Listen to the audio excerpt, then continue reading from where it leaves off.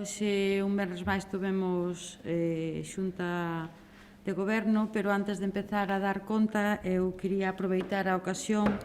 para trasladar os nosos parabéns a Olga Novo, a poeta da Pobra de Brollón, que onte foi recoñecida co Premio Nacional de Poesía 2020 do Ministerio de Cultura e Deporte polo seu poemario Felicidade, un orgullo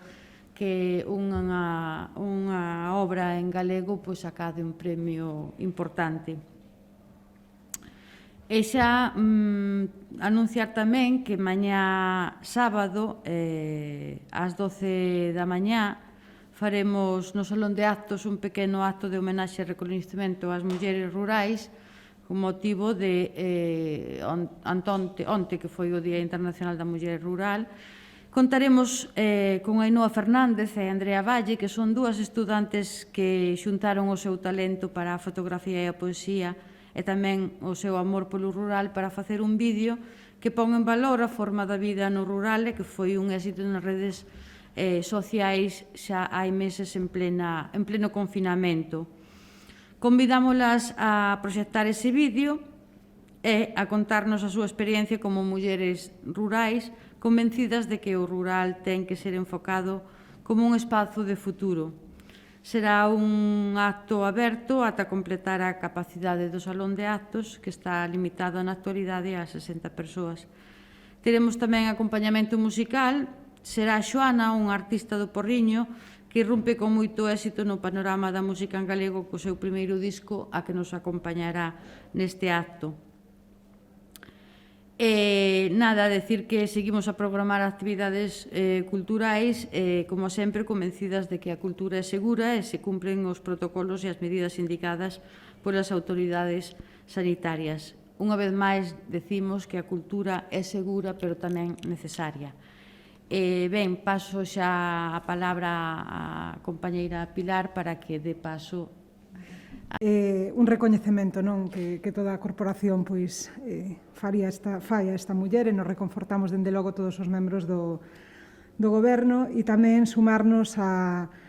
ese recoñecemento a todas as mulleres rurais. Onte foi o Día Internacional da Muller Rural e claro, é algo do que todas nos sentimos orgullosas pola cultura na que fomos criadas en Galicia. Moitas de nós vivimos, temos a nosa familia, temos as nosas vivendas, temos as nosas inversións e as nosas vidas profesionais e empresariais no medio rural e, polo tanto, sentímonos non orgullosas, sino plenamente integradas nese sentimento fondo que temos de ser mulleres rurais, en definitiva. E centrándonos xa nos asuntos da Xunta de Goberno de hoxe, eu vou a dar conta daqueles máis destacados que estaban na orde do día. En primeiro lugar, pois aprobamos un convenio de colaboración co Concello de Burela, concello que imos achegar un total de 52.000 euros para a reposición do peche do campo de erva artificial da Marosa,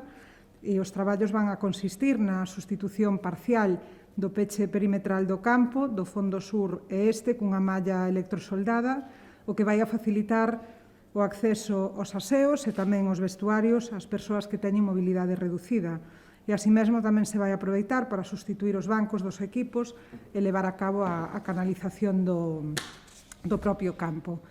Esta é unha colaboración económica da Deputación que responde a unha necesidade plantexada polo propio Concello de Burela, que a súa vez recolle a demanda dos equipos que xogan e adestran neste campo.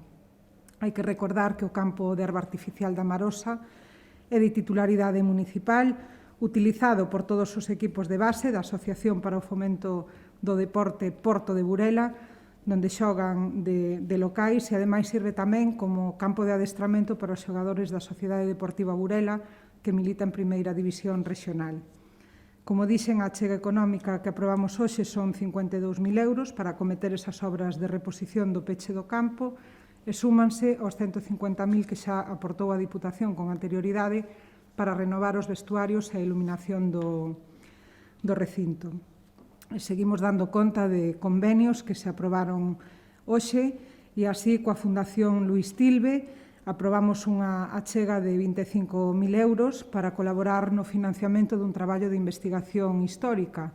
e, en concreto, trátase dun proxecto de investigación sobre a reorganización do movemento obreiro na provincia de Lugo e a repercusión que tivo en Galicia entre o 45 e o 90, entre o 1945 e o 1990, e o que vai a permitir a realización deste proxecto é reconstruir a historia do movemento obreiro nesta provincia, dos seus traballadores, da reorganización e a construción da democracia e das liberdades sociais. En paralelo a esta iniciativa, se vai a permitir tamén a recuperación do patrimonio histórico documental xerado por estes movementos obreiros e a finalidade que se persigue tamén é a clasificación, a súa difusión e poñelo a disposición dos historiadores e de todos aqueles veciños e veciñas que queiran achegarse a estudiar nel ou a ter maior conocemento. Fixemos tamén a aprobación, xa noutro eido de cuestións, da contratación do servicio de mantemento e de aplicación de administración electrónica da Diputación de Lugo, casi por 45.000 euros, un contrato que vai a ter unha duración de 1 ano, coa posibilidade de prorrogar durante 2 anualidades máis, e o que nos leva a facer este contrato pois é que a aplicación das administracións electrónicas desta institución, ao igual que acontece noutras administracións, cada vez son máis demandadas porque lle permiten á cidadanía comunicarse por medios electrónicos coa institución, pero tamén, e hai que recoñecelo así, son un piar fundamental para digitalizar a administración e para facilitar non só o intercambio de datos entre entidades, senón para permitir o traballo non presencial, o traballo a distancia, algo que se impulsou notablemente durante este último ano e que todos somos capaces de apreciar a necesidade de ter que contar con esta modalidade de traballo en calquera momento. Estas aplicacións inclúen un rexistro electrónico de documentos, inclúen unha sede electrónica que permite aos veciños e veciñas remitir a documentación ata esta institución e presentar instancias e solicitudes dende a súa casa, facelo ademais dunha forma segura e fiable a través de medios electrónicos e utilizando tanto os seus ordenadores como os seus dispositivos móviles. Ademais, tamén permitirán realizar unha xestión electrónica completa de todo o expediente, digitalizando toda a documentación que o conforma, incorporando sistemas áxiles de firma electrónica e sistemas de supervisión e control, que eso nos vai a permitir tamén axilizar, por unha banda, a súa tramitación interna, porque se van a cortar os tempos de resolución, pero tamén, por outro lado, ter un maior control da información do expediente, é dicir, gañar en transparencia, compartir información entre diferentes entidades, eliminando as duplicidades de documentación e deslocalizar a tramitación do expediente, permitindo traballar ao mesmo tempo a varios funcionarios de forma independente, sin ter en conta o lugar onde se este traballando, o sea que varios funcionarios á vez poderán ter acceso a ese expediente. A licitación que vimos de aprobar vai a permitir non só garantir a continuidade ou o funcionamento das aplicacións que están xa conformando o sistema de administración electrónica, senón que tamén vai a permitir engadir melloras e novas funcionalidades que facilitan a súa utilización e melloren a relación entre a Diputación e a cidadanía por medios electrónicos. Somos perfectamente conscientes de que adaptarse á era digital non é doado, facelo dende o rural, o que nos referíamos fai un momento por outras cuestións, reivindicando a función e a valía da muller rural, pois é máis complicado aínda si cabe, pero non por eso deixa de ser necesario. E, polo tanto, desde esta administración o que pretendemos é mellorar a comunicación coa cidadanía, facelo neste caso a través da administración electrónica, pedíndolles tamén a súa implicación, porque non é doado. Moitas veces a cidadanía non ten os coñecementos suficientes para poder traballar coa administración electrónica, pero, son os tempos que tocan, aos cales nos temos que adaptar todas e todos en ese sentido, tamén, a parte de ofrecer a ferramenta, pedimos a colaboración para que isto sexa o máis eficaz posible.